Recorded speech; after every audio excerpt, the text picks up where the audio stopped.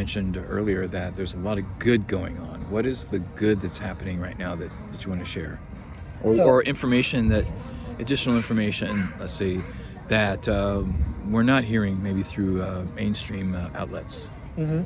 So I think the good that is happening that's not really being covered, and leaving the whole kind of typical institutional failing that we're kind of seeing, is really the kindness, the togetherness, the selflessness of our community.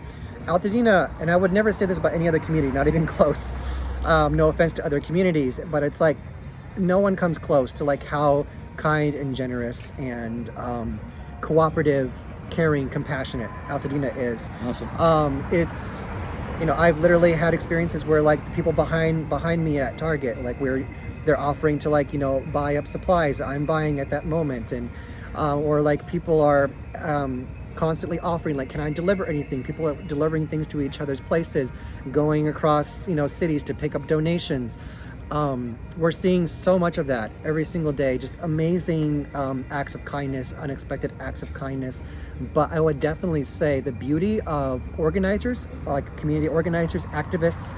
I was at a monthly get-together organized by Altadena Rising. That's another organization where they do like a collab and care event every month, where they bring together community organizers to not only network and talk about all the projects that we're doing and find other allies that also believe in our projects, but they make sure that community organizers are heard for their needs, and we're taken care of, and we order food, and we have a good time amongst each other. And we feel, at those meetings especially, I feel like you're amongst so many other do-gooders and change makers in the Altadena community, and we're all so involved. We all have such great ambitions. We all have done such great work. You feel like it's only a matter of time until we start seeing certain things come back together and the support put out there.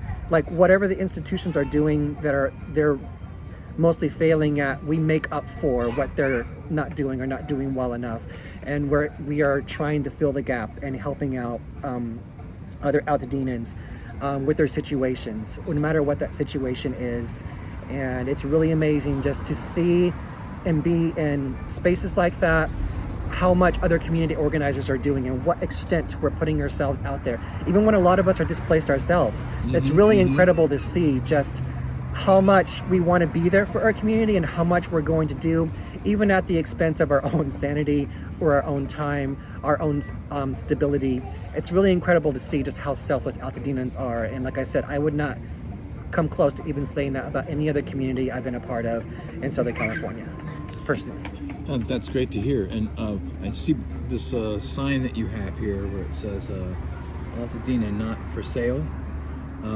Is that a yard sign that people are putting in their yards? Yeah, so we have already gotten hundreds of households and residents to buy signs for $10, which almost all goes towards producing more of them. I am working with two of my friends, Melissa Michelson and Gabrielle. I don't know her last name offhand, but the three of us are pretty much make up an organization that's called Altadena Not For Sale, where our main goal is to get everyone behind the messaging of we will not allow outside developers to come in and take advantage of our vulnerable position with our devastated neighborhoods and businesses and try to buy them up and basically build up an Altadena 2.0 that's nothing like 1.0 in all the worst ways. So we are getting everyone behind this message of that Altadena should remain for Altadenans first and foremost, and our businesses. So we're doing everything we can to get everyone behind that message, but also connect everyone to all the resources they need, and so that they can make sure that ideal scenario happens, but also just to help the uninsured and the underinsured who are at this point going through a difficult time holding on to hope, because most of our homes, or if not a lot of our homes in Altadena, were generationally owned. Yes. Where they were bought like a century ago. And so they never thought that anything like this would happen. And so with their homes being completely wiped out, they have currently no means or no way of being able to afford to rebuild. And so we are doing our best to let them know, like, there's hope. We need to be behind this message and keeping Altadenans for them.